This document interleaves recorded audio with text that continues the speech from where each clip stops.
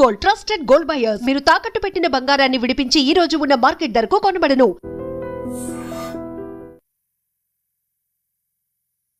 నమస్తే, welcome to iDream media. నేను మీ రొద్దం శ్రీనివాస్. ఇవాళ ప్రపంచ దేశాలన్నీ ఇరాన్ వార్ గురించే మాట్లాడుతున్న సందర్భంలో అసలు ఇరాన్ ఒకప్పుడు ఎలా ఉండేది, ఇరాన్కు భారతదేశానికి మధ్య ముఖ్యంగా మధ్యయుగాల నాటి పరిస్థితుల్లో ఎలాంటి సంబంధాలు ఉండేటివి, అసలు ఈ పర్షియన్ సంస్కృతి కూడా భారతదేశం మీద ఎప్పటి వరకు ఉండేది, యాక్చువల్గా భారతదేశాన్ని ఎక్స్టెండెడ్ నైబర్హుడ్ దేశంగా పిలుస్తారు. భారతదేశానికి ఇరాన్ అనేది ఎక్స్టెండెడ్ నైబర్హుడ్ కంట్రీగా కూడా పిలుస్తుండేవాళ్ళు.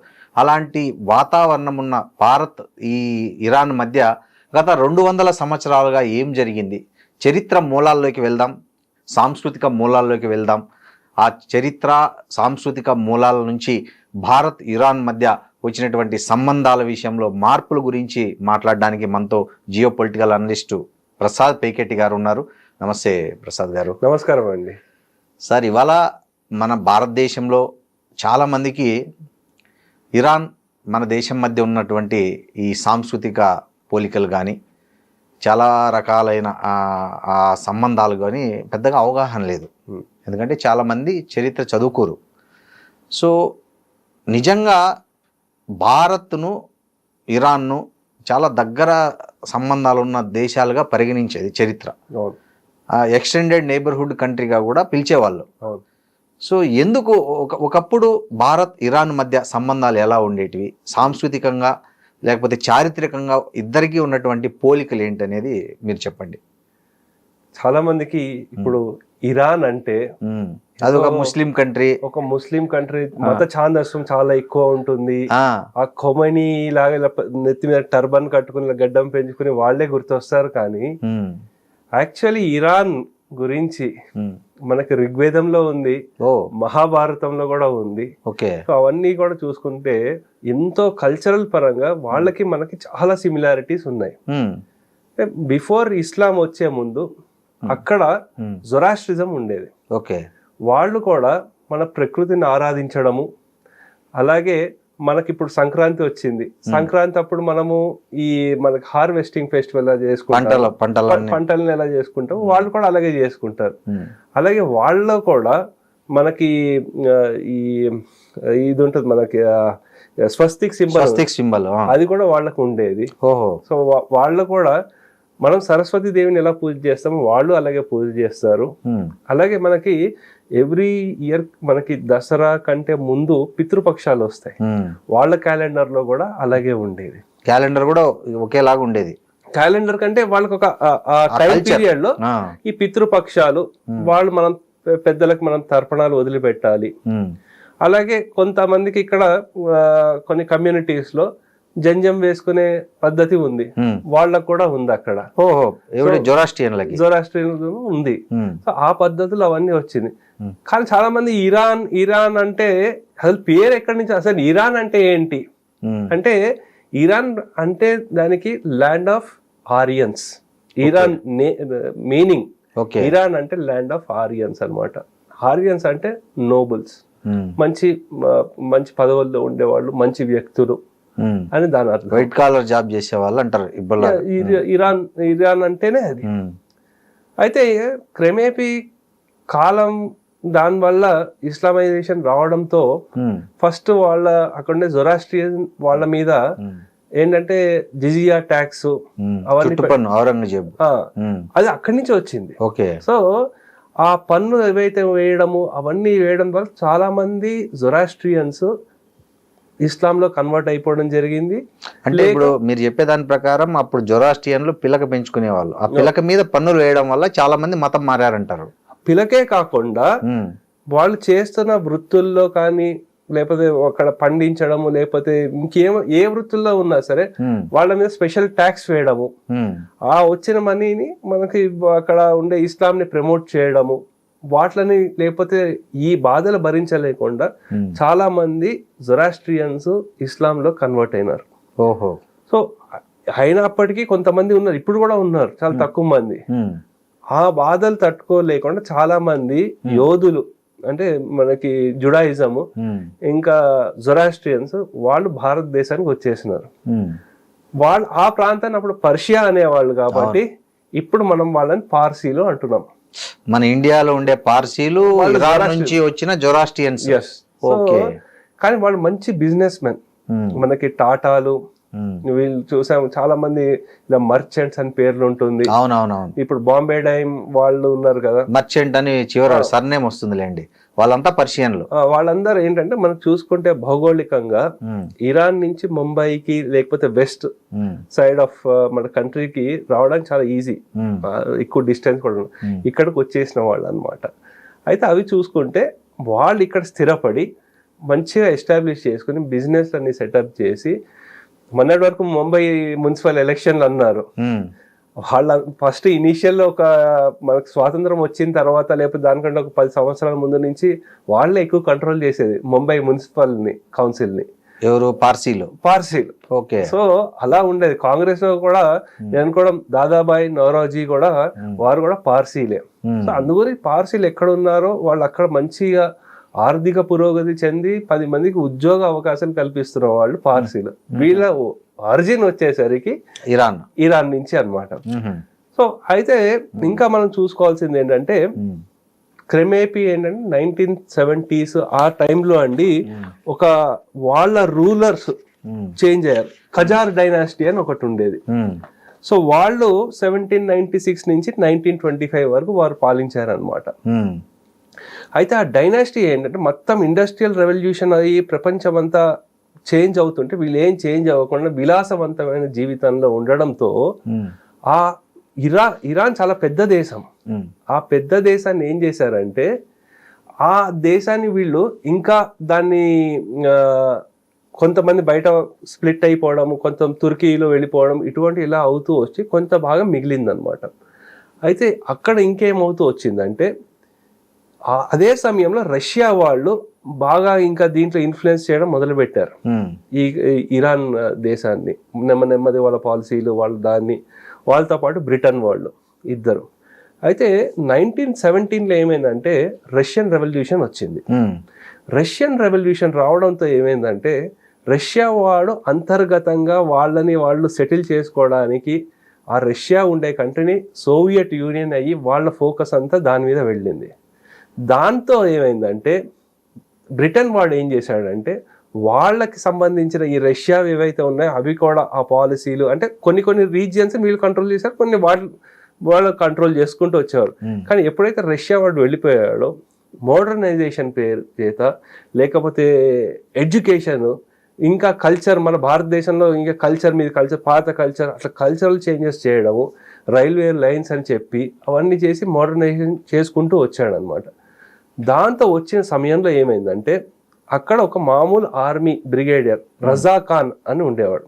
రజా ఖాన్ అని అతన్ని ఒక టెంపరీ ఒక డమ్మీ క్యాండిడేట్ లాగా పెట్టుకుంటూ వచ్చి బ్యాక్గ్రౌండ్ లో అంతా వీళ్ళు నడిపించుకుంటూ వచ్చేవారండి.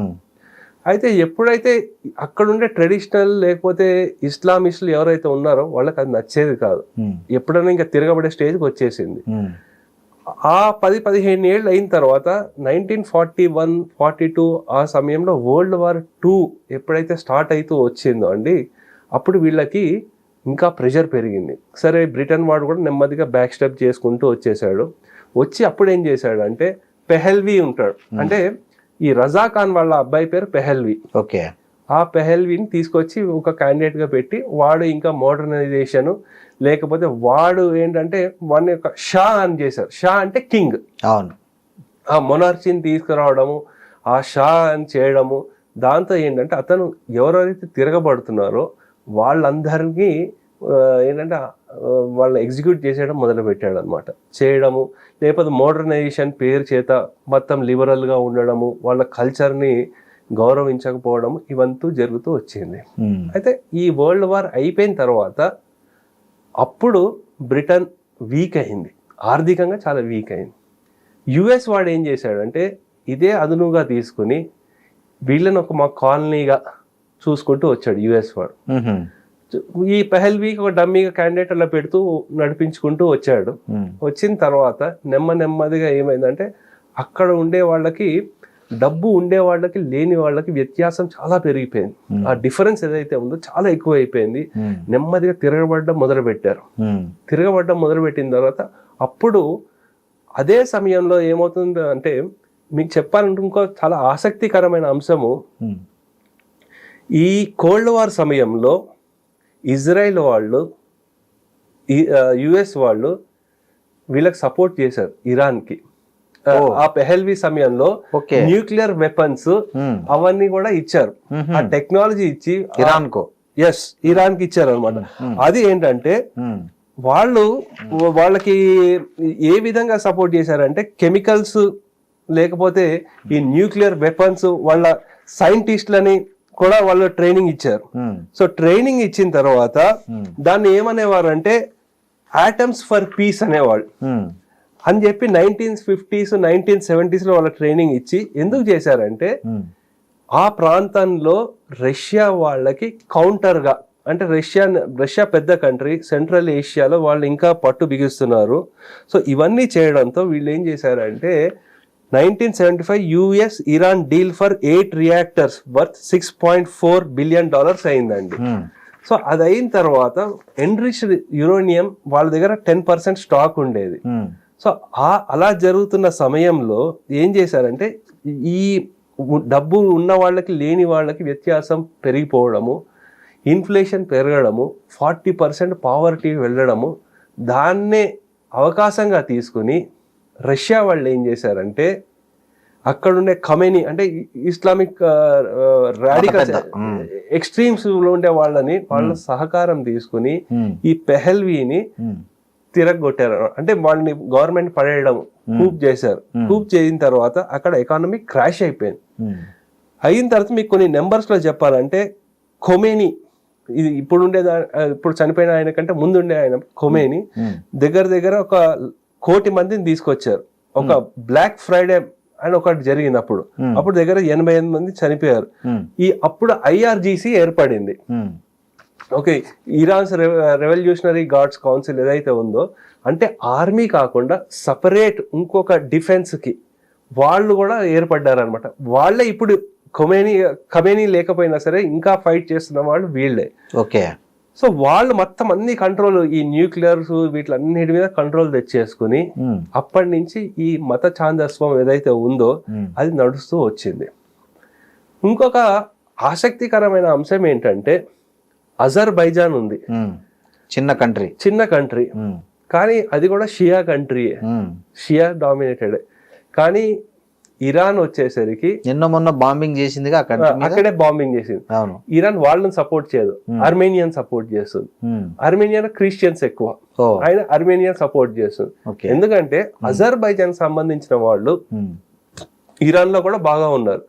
సో వాళ్ళు కూడా ఫైట్ చేస్తున్నారు, కుర్దులతో కూడా కలిసి ఫైట్ చేస్తున్నారు. అందు గురించి అజర్బైజాన్ ని సపోర్ట్ చేయదు ఇరాన్, అక్కడ క్రిస్టియన్స్ సపోర్ట్ చేస్తుంది. సో ఎందుకంటే వాళ్ళు ఇరాన్ లో చూస్తుంటే మనకి టర్క్స్ ఉన్నారు, అజర్బైజాన్ సంబంధించిన వాళ్ళు ఉన్నారు, కుర్దులు ఉన్నారు, బలూచిస్తాన్ వాళ్ళు ఉన్నారు, అక్కడ ఉండే షియాలు కూడా ఉన్నారు. షియాలు అంటే అక్కడ ఉండే వాళ్ళ జొరాస్ట్రియన్స్ ఎవరైతే కన్వర్ట్ అయిపోయినారో వాళ్ళు అట్లా ఉన్నారు అనమాట. సో వీళ్ళందరినీ కంట్రోల్ చేయడానికి అజర్బైజాన్ ని లేకపోతే టర్కీని వీళ్ళని వ్యతిరేకిస్తూ వస్తుంది. ఇంకొక అంశం మీరు గమనించాలంటే, జియో పాలిటిక్స్ లో వచ్చేసరికి టర్కీ కానీ లేకపోతే ఇవన్నీ ఏంటంటే ఇవి నాటోలో సభ్యులు, వీళ్ళు టర్కీ నాటో సభ్య దేశాలు. కానీ రష్యా వాడు ముందు నుంచి వీడిని నెమ్మదిగా జాగ్రత్తగా చూసుకోవడము, ఇరాన్లో ఉన్న ఖమేనీతో బాగా ఉండడం ద్వారా వీళ్ళు ఏం చేశారంటే, సిఐఏ వాళ్ళు సద్దాం హుస్సేన్ సున్నీ అయినప్పటికీ కూడా ఆ బాత్ పార్టీ అని ఏదైతే ఉందో దాన్ని నెమ్మదిగా ప్రమోట్ చేసుకుంటూ వస్తూ, ఇరాక్లో కూడా 65% షియాసే. అయినా సరే సద్దాం హుస్సేన్ని అలా కొంచెం పైకి తీసుకొచ్చి ఆయనకి సపోర్ట్ చేస్తూ, ఆయనను కూడా సపోర్ట్ చేసినారు బాగా. మళ్ళీ ఇరాక్ మధ్య వార్ జరిగింది, అప్పుడు కెమికల్ వెపన్స్ కూడా ఇచ్చారు. ఏవైతే ఉన్నాయో $5 బిలియన్ 1980s లోనే వీళ్ళకి ఇరాక్ ఇచ్చారు. ఇచ్చిన తర్వాత అక్కడ కొన్ని కెమికల్ వెపన్స్, బీరెట్ బాంబింగ్ ఇవన్నీ కూడా చేసుకుంటూ వచ్చారు. అప్పుడు డొనాల్డ్ రమ్స్ఫెల్డ్ అనుకుంటా, అతను ఈ ఇరాక్ విజిట్కి వెళ్ళి ఈ ఇరాక్ ఒకప్పుడు టెర్రర్ లిస్ట్ లో ఉండేది, టెర్రర్ కంట్రీస్, దాని నుంచి కూడా బయటికి తీసుకొచ్చేసి ఈ వార్ అంతటికి రష్యా యుఎస్ వాళ్ళ మధ్య వారు, యాక్చువల్ కోల్డ్ వారు, దానికి డైరెక్ట్ ఇరాక్ మధ్య జరిగిందండి. 5 లక్షల మంది చనిపోయారు. 8 years వార్ జరిగింది. ఏమైందంటే ఏం అవ్వలేదు.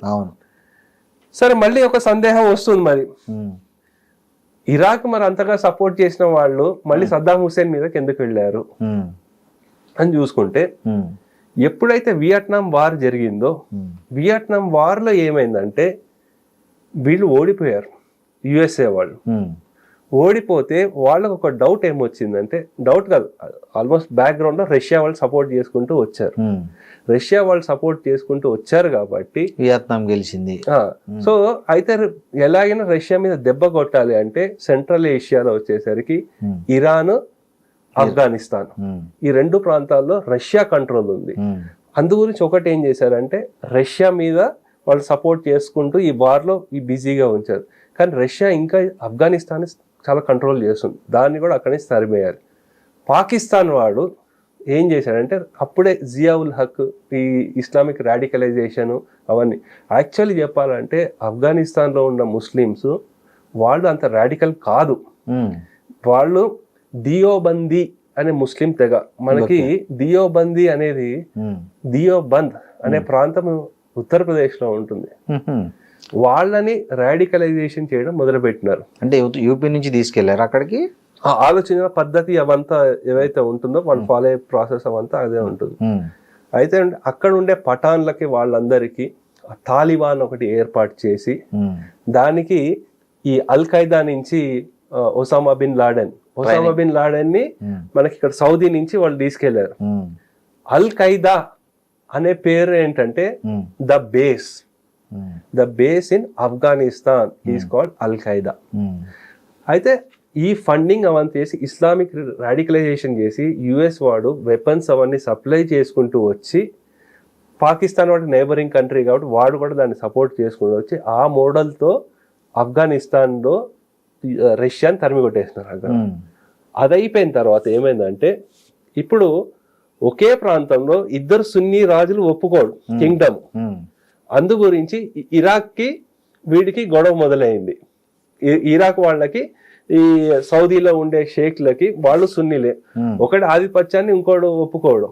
యుఎస్ ఒక క్యాల్కులేషన్ వేసుకున్నారు, మనకి ఎక్కువ బిజినెస్ ఇంట్రెస్ట్లు లేకపోతే ఇన్వెస్ట్మెంట్లు ఎక్కువ చేస్తుంది ఇక్కడ సౌదీ నుంచే, అలాగే మనకి ఆఫ్ఘనిస్తాన్ లో కూడా బాగా సపోర్ట్ చేసినారు. ఇరాక్ వాడైతే వాడు ఎప్పుడు ఫైట్ లో ఉన్నాడు, వాడు పెద్ద సపోర్ట్ చేయట్లేదు. అందుగురించి సద్దాం హుసేన్ ని పవర్ నుంచి దిగమంటే దిగలేదు. దిగకపోయేసరికి ఆ ఇరాక్ కువైట్ వార్ జరగడము, దాని తర్వాత మళ్ళీ వీడు స్టెప్ ఇన్ అవి వాళ్ళని జరపడము, తర్వాత మళ్ళీ వెపన్స్ ఆఫ్ మాస్ డిస్ట్రప్షన్ ఉన్నాయని చెప్పడము, అణ్వాయుధాలు అవన్నీ ఉండడం చేత అతన్ని పక్కకు జరిపేస్తున్నారు. ఇది హిస్టరీలో మనం చూసుకోవాల్సిన యుఎస్ ఆడిన డేంజరస్ గేమ్. కేవలం యుఎస్ ఆడిన డేంజరస్ గేమ్ వల్లనే ఈ దేశాల మధ్య యుద్ధాలు జరిగాయి అంటారు. యుద్ధాలే కాకుండా ఇస్లామిక్ రాడికలైజేషన్ అన్కంట్రోల్ అయిపోయింది, వాళ్ళ పెంచి పోషించారు కాబట్టి. అందు గురించే అది ఏమైంది, ఇంకా వాళ్ళు కంట్రోల్ చేయలేకపోవడంతో అల్ ఖైదా వాడు వీడి దేశం మీద తిరగబడ్డాడు. సెప్టెంబర్ 11. అంతకంటే ముందు నైరోబీలో యుఎస్ దాని మీద కూడా అటాక్ జరిగింది, ఎంబసీ మీద. సో అదే చెప్తాం కదా, ఎవరు వేసుకున్న దాంట్లో వాళ్లే పడ్డారు, ఎవరు తీసుకున్న గోతిలో వాళ్లే పడ్డారు.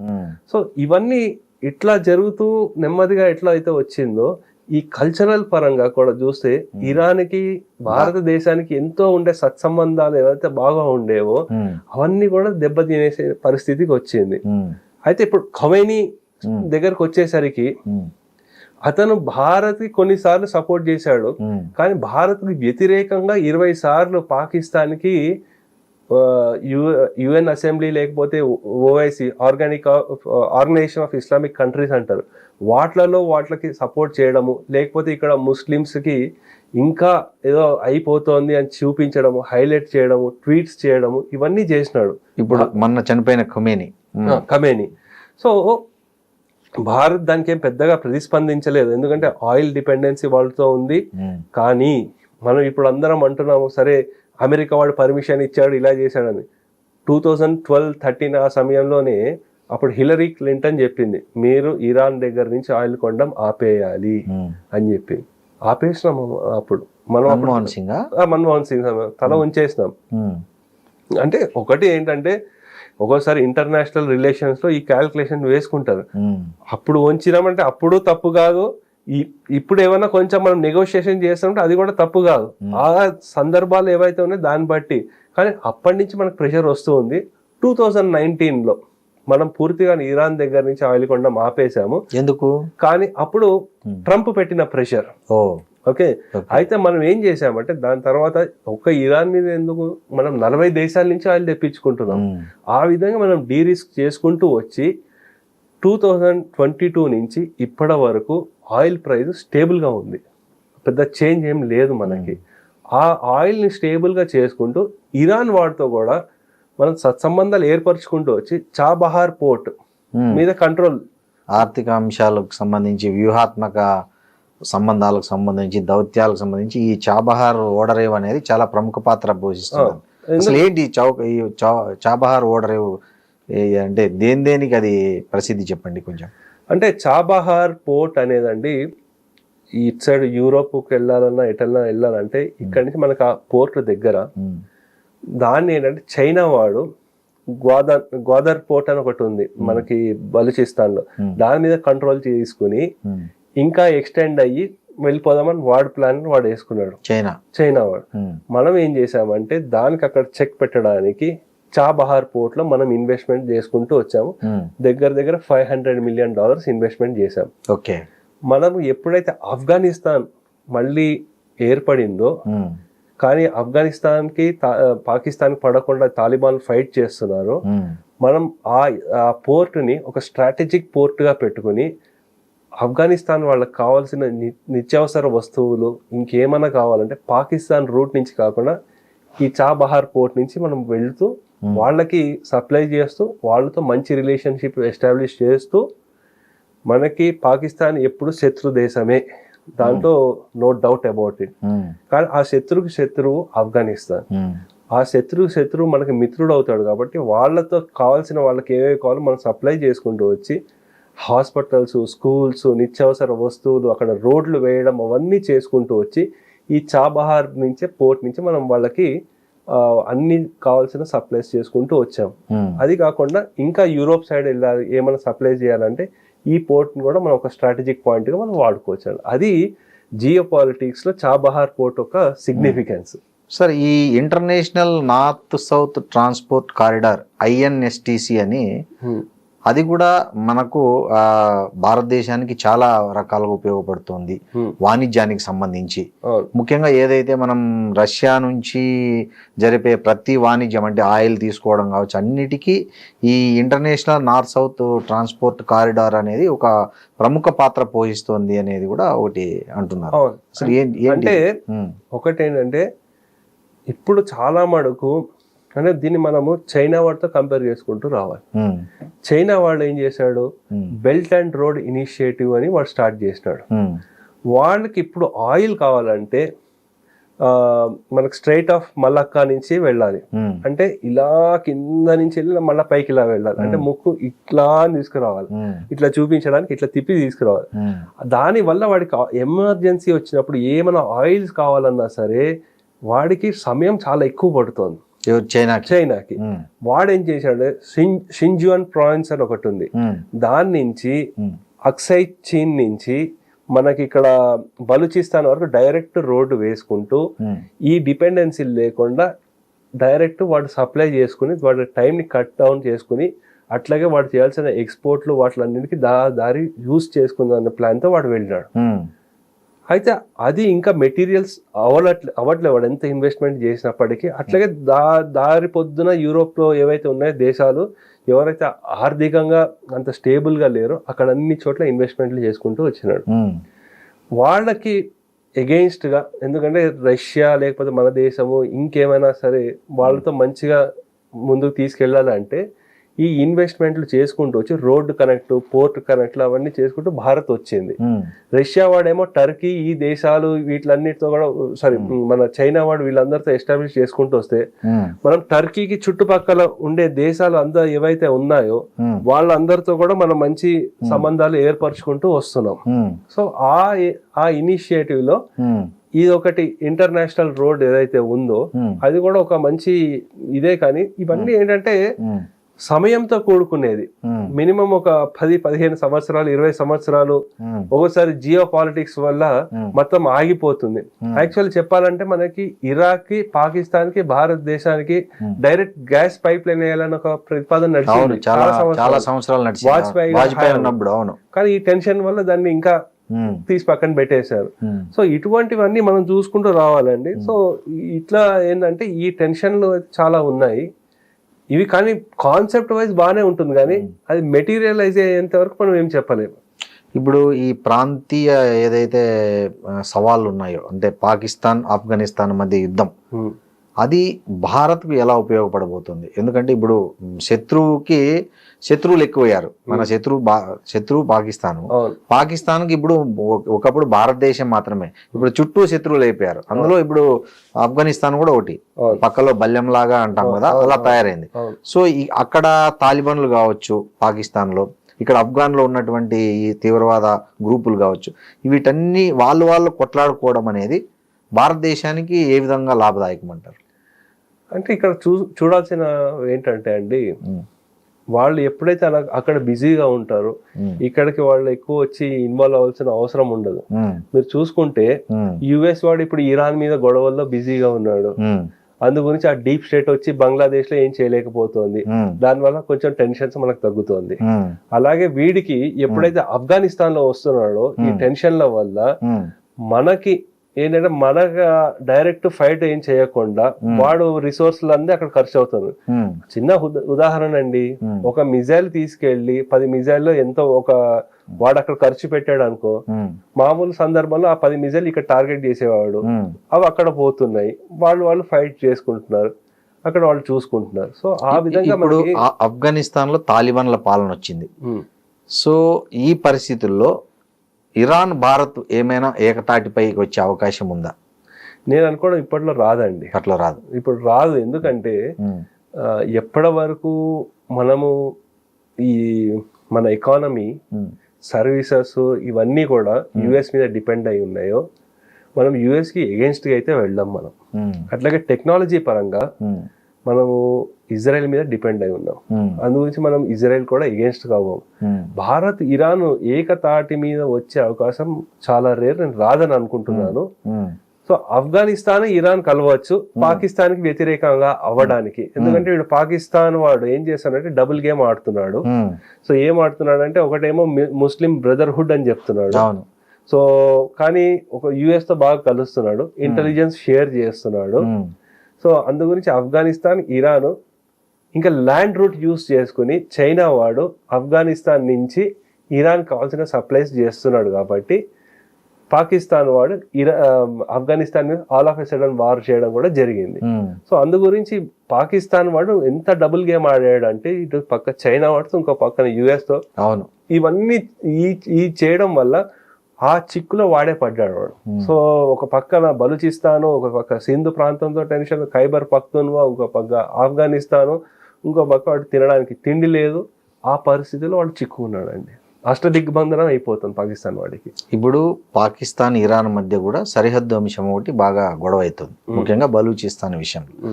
సో వాళ్ళిద్దరి మధ్య జరుగుతున్న ఈ ఘర్షణ ఈ భారతదేశానికి వ్యూహాత్మకంగా ఏదైనా కలిసి వచ్చే అవకాశం ఉందా? అంటే బలూచిస్తాన్ ప్రాంతం ఏదైతే ఉందో అండి, మనం చూసుకోవాల్సింది ఏంటంటే అది చాలా రిసోర్స్ రిచ్ అండి. గ్యాస్ పాకిస్తాన్ వాడికి కావాల్సిన వాటిలో ఎంతైతే సప్లై చేస్తుందో 80% అక్కడి నుంచే వస్తుంది. కానీ అక్కడ ఉండే వాళ్ళు చాలా దయనీయమైన పరిస్థితుల్లో ఉన్నారు. సో బలూచిస్తాన్ వాళ్ళు ఏంటి, మా కల్చర్ వేరు, అన్నీ వేరు అని చెప్పి ఏదో ఒక చిన్న తప్పిదం జరిగింది ఇండిపెండెన్స్ టైంలో. వాళ్ళు కలవడంతో, లేదంటే సపరేట్ దేశంగానే ఉండేది. వాళ్ళు కొన్ని అయితే వాళ్ళ సంస్కృతుల్లో అమ్మవారు ఉన్నారు, ఆవిడ పేరు హిందోలి మాత అనుకుంటా, అక్కడ ఉన్నారు, శక్తిపీఠం ఆవిడ. సో మన హిందువులు చాలా మంది అక్కడ ఉండేవారు, వాళ్ళు సపోర్ట్ చేసేవారు. ఇప్పుడు కూడా అక్కడ మరాఠీలు ఇంకా ఉన్నారు కూడా బలూచిస్తాన్ ఎందుకు వెళ్ళారు అక్కడికి అంటే అప్పుడు ఛత్రపతి శివాజీ మహారాజ్ గారి సమయంలో మొత్తం అక్కడ వెస్ట్ సైడ్ మొత్తం అంతా కంట్రోల్ చేసుకోవడంలో వాళ్ళు ఏం చేశారంటే మరాఠీలు ఏ ఏ ప్రాంతంలో వెళ్తే అక్కడక్కడ వాళ్ళని డెవలప్ చేసుకుంటూ వచ్చేసారు. ఇక్కడ కూడా ఇక్కడ మనకి భాగ్యనగరంలో కూడా చాలా మంది మరాఠీలు వాళ్ళందరూ ఉన్నారు ఎప్పటి ముందు ఛత్రపతి శివాజీ మహారాజ్ సమయం నుంచి. అక్కడ లోకల్ ఆర్మీస్ ని వాళ్ళందరినీ బాగా డెవలప్ చేసుకుంటూ వచ్చారు. ఇంకా మరాఠీ పద్ధతిలోనే అక్కడ కొన్ని పెళ్లిళ్ళలో కూడా జరుగుతూ ఉంటుంది బలూచిస్తాన్లో. సో అది మనం చూసుకోవాల్సింది ఏంటంటే బలూచిస్తాన్ మనకి వాళ్ళ ఫ్రీడమ్ స్ట్రగుల్ గురించి భారతదేశం ఐ థింక్ 2017 or 18లో ఇండిపెండెన్స్ డే స్పీచ్ లో మోదీ గారు చెప్పారు చాలా కష్టపడుతున్నారు, వాళ్ళ రైట్స్ వాళ్ళకి రావాలి అని వారు స్పీచ్ ఇవ్వడం కూడా జరిగింది. సరే అన్నోన్ మెన్ అంటారా ఇంకేమన్నా అంటారు, వాళ్ళు వచ్చి వీళ్ళని కొట్టేస్తున్నారు అందరినీ. మనకి భారత్కి వ్యతిరేకంగా ఎవరైతే పనిచేస్తున్నారో పాకిస్తాన్లో ఉండేవాళ్ళు టెర్రరిస్టులందరినీ హతమార్చడం అయితే జరుగుతోంది. కానీ BLA అని ఒకటి ఉంది, బలూచిస్తాన్ లిబరేషన్ ఆర్మీ అని. ఇటువంటి ఏవైతే ఉన్నాయో దాని మీద US టెర్రరిస్ట్లో పెట్టారు. దాంట్లో పెట్టడంతో భారత్ డైరెక్ట్ వాళ్ళని ఏం సపోర్ట్ చేయట్లేదు, దానికి సంబంధించిన ప్రూఫ్స్ కూడా ఏమీ లేదు. At least in principle in thought process మనం వాళ్ళని అయితే సపోర్ట్ చేస్తున్నాం అండి. ఓకే సార్, ఇంకోటి మనం ఇరాన్తో మన దేశానికి ఇలాంటి సాంస్కృతిక చారిత్రక సంబంధాలన్నీ బాగా దగ్గరగా ఉన్నాయి. కానీ మనం ఇప్పుడేమో ఆ ఇరాన్ మీద దాడి చేస్తున్న అమెరికా ఇజ్రాయెల్కు ఇండైరెక్ట్గా సపోర్ట్ చేస్తున్నాం, డైరెక్ట్గా సపోర్ట్ చేయట్లేదు. సో ఇది భవిష్యత్తులో ఇరాన్ భారత సంబంధాల మధ్య ఎలాంటి ప్రభావం చూసే అవకాశం ఉంది? అంటే మనకి ఎప్పుడైతే ఇస్లామిక్ రాడికలైజేషన్ అయ్యిందో అక్కడ జస్ట్ గివ్ అండ్ టేక్ రిలేషన్షిపే ఉంది మనకి ఇరాన్ వాళ్ళతో. ఓకే, నిజంగా ఒకళ్ళంటే ఒకళ్ళు పడిపోయి చచ్చిపోయేంత రిలేషన్ ఏం లేదు. ఎందుకంటే మనకి ఇరాన్ వాడికి UAEతో పడదు. మాక్సిమం మన భారతదేశస్తులు ఎవరైతే ఉన్నారో వాళ్ళు UAEలోనే ఉన్నారు, 45 lakhs మంది ఉన్నారు. తర్వాత నెక్స్ట్ మనం చూసుకుంటే సౌదీలో ఉన్నారు. సో మన వాళ్ళు ఎవరైతే ఎక్కువ ఉన్నారో అటుపక్క ఉన్నారు. ఇరాన్తో ఏంటంటే జస్ట్ గివ్ అండ్ టేక్ రిలేషన్షిపే ఉంది. అది కూడా తగ్గుతుంది ఇప్పుడు కొన్ని సంవత్సరాలు. అది కూడా అంటే ఫస్ట్ వాళ్ళ సర్వైవలే ఇప్పుడు వాళ్ళకి జీవన్ మరణ సమస్య అయింది. అవి మళ్ళీ మొత్తం సెటరేట్ అవడానికి ఇంకా కొన్ని సంవత్సరాలు పడుతుంది. అది అయిన తర్వాత అప్పుడు జియో పొలిటిక్స్ సిచ్యువేషన్ ఎలా ఉంటుందో దానికి తగ్గట్టు మళ్ళీ మనం దాన్ని సెటరేట్ చేసుకురావాల్సిన అవసరం వస్తుంది. ఎందుకంటే ఇజ్రాయెల్తో మనం రిలేషన్షిప్ని మనం ఎస్టాబ్లిష్ చేయడానికి కొన్ని దశాబ్దాలు పట్టింది. సో వాళ్ళ ఫార్మేషన్ అయినప్పుడు మనం వాళ్ళకి ఎగెన్స్ట్ గా ఓటేసాం. Israel form అవ్వకూడదని ఓటేసాం 1948లో. అక్కడి నుంచి ఇప్పటి వరకు రావడానికి చాలా ఎఫర్ట్ పట్టింది. డెఫినెట్లీ ఒకవేళ ఇరాన్ కూడా సంస్కృతి పరంగా కానీ ఇంకేదైనా మళ్ళీ పురోగతి చెందితే డెఫినెట్లీ మనం కూడా వాళ్ళతో మంచి సత్సంబంధాలు ఏర్పరచుకునే అవకాశం వస్తుంది మనకి. ఎందుకంటే ఈ జియో పాలిటిక్స్ లో పర్మనెంట్ గా ఇది ఉండదు. ఒకటి పర్మనెంట్ ఏమి ఉంటుందంటే నీ లివరేజ్ ఏంటి, నువ్వు ఏమి ఇవ్వగలుగుతావు, ఏం చేయగలుగుతావు, నీ దగ్గర అణ్వస్త్రాలు ఎంత ఉన్నాయి, నీ దగ్గర న్యూక్లియర్ వెపన్స్ ఉన్నాయా. న్యూక్లియర్ వెపన్స్ ఒకటి మీద అటాక్ చేయడానికే కాదు, ఇప్పుడు నార్త్ కొరియా మీద ఎవడైనా అటాక్ చేయడానికి ఎందుకు భయపడుతున్నారు, ఎందుకు జంకుతున్నారు? అణు ఆయుధాలు ఉన్నాయి. ఎవరైతే లేదు US మమ్మల్ని చూసుకుంటుంది అని ఉన్నారో వాళ్ళందరూ సామంతులుగానే ఉన్నారు. లేదు అణ్వాయుధాలు మా దగ్గర ఉన్నాయి, ఎవడో మన జోలికి వస్తే మేము వెంటనే వేయడానికి రెడీగా ఉన్నాము. వేయకపోయినా సరే ఆ భయం ఉంటుంది. ఒక్కోసారి ఆ భయం కూడా చాలా ఇంపార్టెంట్. అది ఇరాన్ వాళ్ళు న్యూక్లియర్ టెస్ట్లు చేయకపోవడము కూడా ఒక విధంగా చెప్పాలంటే వాళ్ళకి దెబ్బే అని చెప్పాలి. ఎందుకంటే వాళ్ళకు ఉండే ఫెసిలిటీస్ అన్ని డిస్ట్రాయ్ చేసేసినారు. ఇప్పుడు అది కూడా ఏం లేదు ఇప్పుడు అక్కడ. సార్, ఇప్పుడు మీ అంచనా ప్రకారం ఈ ఇరాన్ ఇజ్రాయెల్ మధ్య జరుగుతున్న ఈ వార్ అమెరికా సహకారంతో ఎప్పటి లోపల ముగిసే అవకాశం ఉంది, ఎలా ముగిసే అవకాశం ఉంది? అది ఇప్పట్లో అవ్వదండి. అది ముగియదు. ఎందుకు? ఏమవుతుందంటే వీళ్ళకి ఇరాన్ వాడికి ఏంటంటే వాడికి ఏవైతే పెట్టాయో అన్ని పెట్టేశాడు వాడు. అంటే వారికి ఇవన్నీ చేయడము, ఆ చుట్టుపక్కల ఉన్న కంట్రీస్ ఏవైతే ఉన్నాయో వాటిలో కూడా వార్ చేయకుండా వాళ్ళకి క్షమాపణ చెప్పడం జరిగింది. ఇంకా వాళ్ళు ఏం చెప్తున్నారంటే ఒకవేళ మళ్ళీ మీ దేశం నుంచి మా మీద అటాక్ అయితే మేము మీ మీద అటాక్ చేస్తాం, అప్పటి వరకు మేమేం చెయ్యము అని చెప్తున్నారు.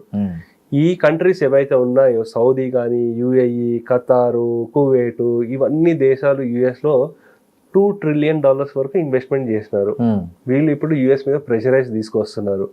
మీరు దీన్ని ఆపకపోతే మేము విత్డ్రా చేసేసుకుంటాము మా ఇన్వెస్ట్మెంట్లు అని చెప్పడం జరుగుతుంది. యుఎస్ కూడా ఇంకా మాట వినకుండా అయ్యే స్టేజ్ కూడా నెమ్మదిగా వెళ్తున్నారు. యుఎస్ మీద ప్రెషర్ పెరుగుతోంది. అట్లనే అంతర్గతంగా యుఎస్ లో కూడా ట్రంప్ కి వ్యతిరేకత ఇంకా పెరుగుతుంది. మొన్న ఒక ఆర్మీ ఆఫీసర్ ఒకటి వైరల్ అయింది వీడియో, నో వార్ అని. నో వార్ అని చెప్పడము, ఇంకా ఇన్ఫ్లేషన్ పెరుగుతోంది వాళ్ళకి. ఇవన్నీ ఏంటంటే 30% లోపలికి ట్రంప్ అప్రూవల్ రేటింగ్ వచ్చేసింది.